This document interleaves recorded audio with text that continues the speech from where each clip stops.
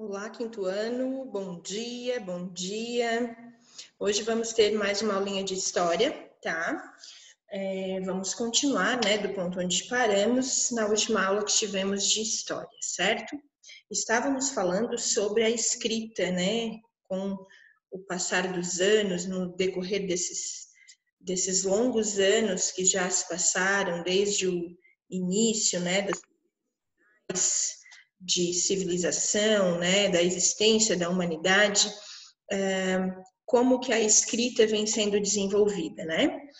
E falávamos sobre a escrita em tabletes de argila, tá? Então, nós vamos continuar a partir daí, do ponto onde paramos. E para isso, a professora vai compartilhar a tela da apostila aqui com vocês, para que a gente possa acompanhar.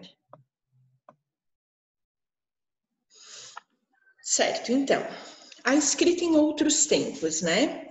Nós vimos que a escrita, ela era registrada em tabletes de argila, na Mesopotâmia e em papiro nas paredes do Egito, no Egito Antigo, né, como foi estudado. Contudo, você deve ter percebido que diversas formas de escrever foram usadas, né, com o passar dos anos, com o passar do tempo. Há mais de 500 anos, a escrita era realizada por monges copistas. O que eram os monges copistas? Eles realizavam cópias, tá? Por isso que eles ficaram conhecidos como monges copistas, porque eles tinham como função copiar textos, tá?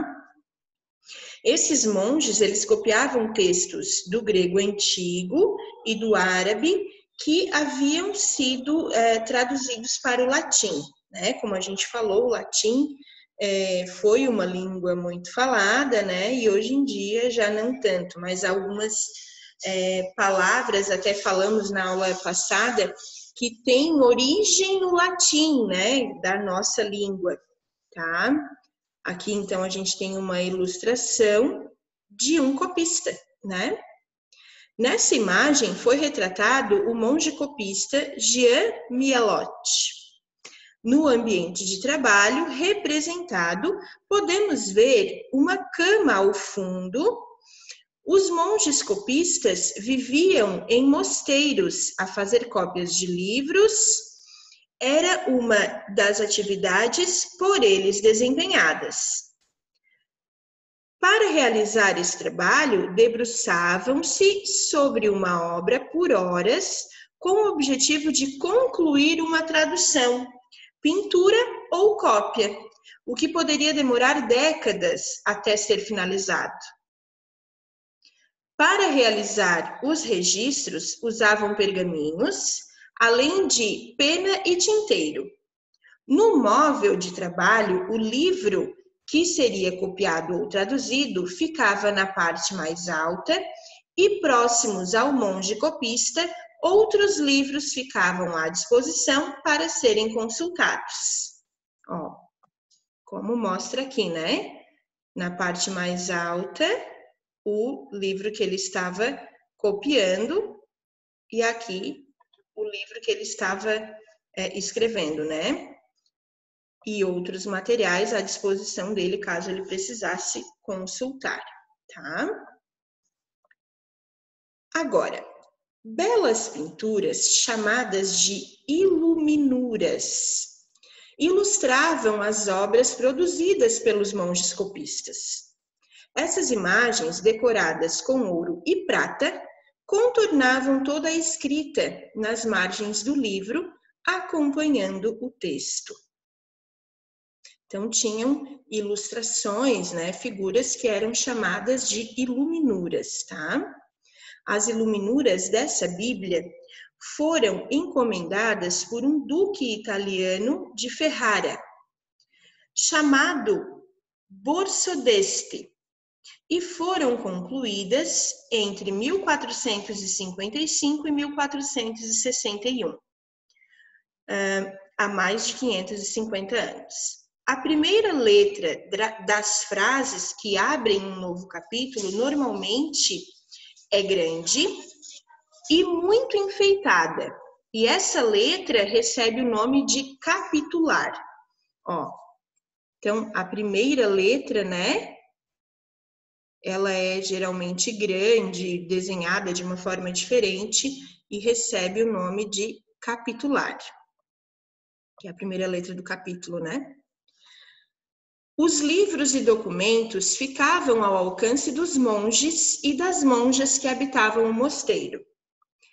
Essas obras eram muito valiosas, pois havia poucas e demorava-se muitos anos para copiar. Então, como a gente viu ali, a cópia de um livro, naquela época, ela poderia demorar até décadas, tá, para ser concluída. Os chineses inventaram o papel, que é bastante similar ao que conhecemos na atualidade. Contudo, para escrever, os monges copistas usavam um suporte conhecido como pergaminho, feito de couro de carneiro, tá? Então, o pergaminho, que a gente já ouve falar, né? Ele era feito com couro de carneiro. Você sabia? A francesa Hérode de Landesberg, freira da Igreja Católica, escritora e ilustradora, foi responsável pela elaboração de uma enciclopédia ilustrada. A obra chamava-se Jardim das Delícias e foi finalizada em 1185. O conteúdo dessa enciclopédia foi utilizado como base de estudo para noviças. Após um tempo, surgiram outras mulheres escritoras, como Christine de Pizan, que além de ter produzido vários livros, escreveu poemas. Nessa imagem aqui, pessoal, ó, a gente tem a escritora, né, retratada no quarto dela, escrevendo o próprio livro. Na mão esquerda, ela segura um apagador e na direita uma caneta tinteiro, tá? Daquela que tinha uma basezinha onde se colocava a caneta ali, né? Para pegar a tinta e continuar escrevendo. E aos pés da personagem foi representado um cachorro. Aqui, né? Agora, pessoal, enciclopédia, a gente está estudando também em língua portuguesa, né? Enciclopédia e dicionário, né?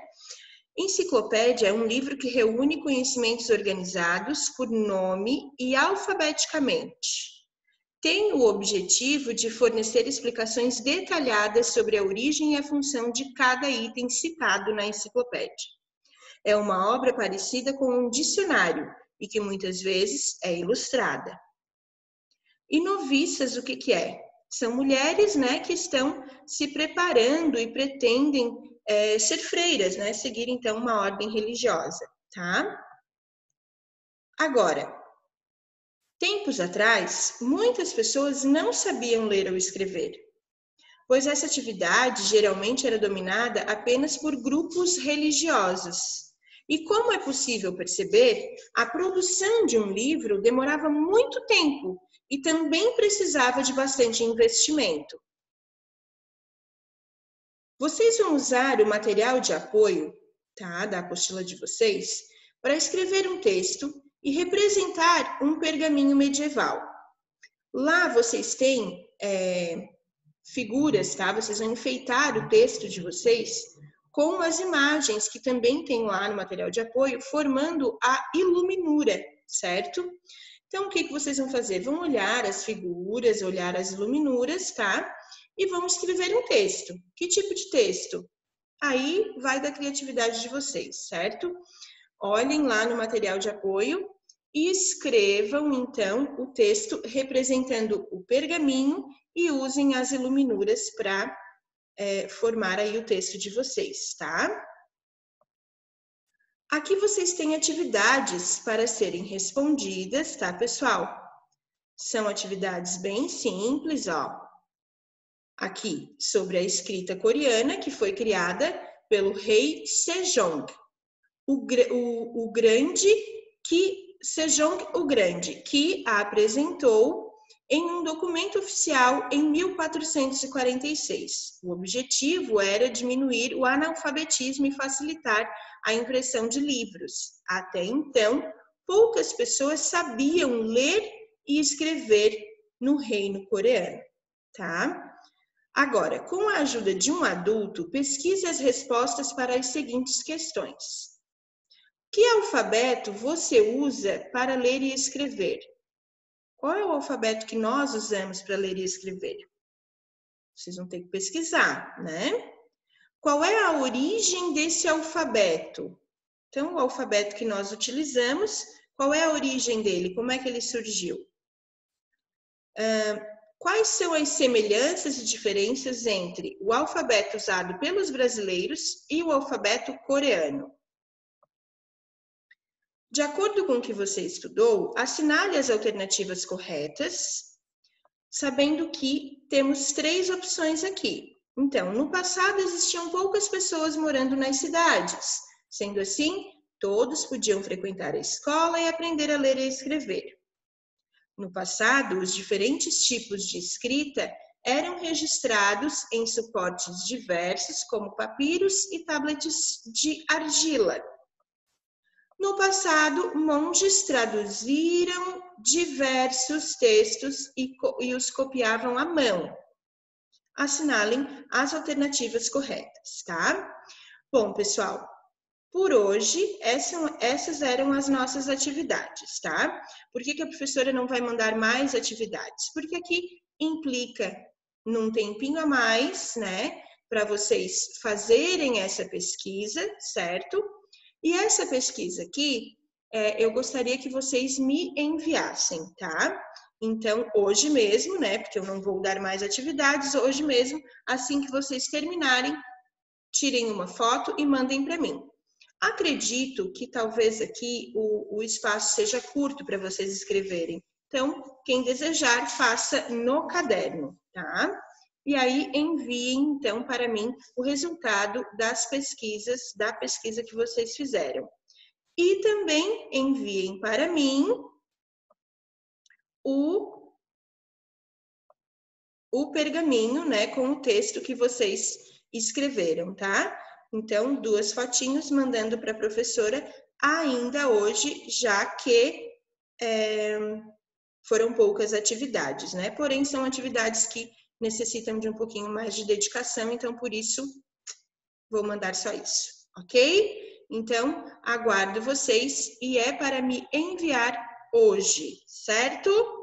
Então, muito obrigada. Beijo, até amanhã.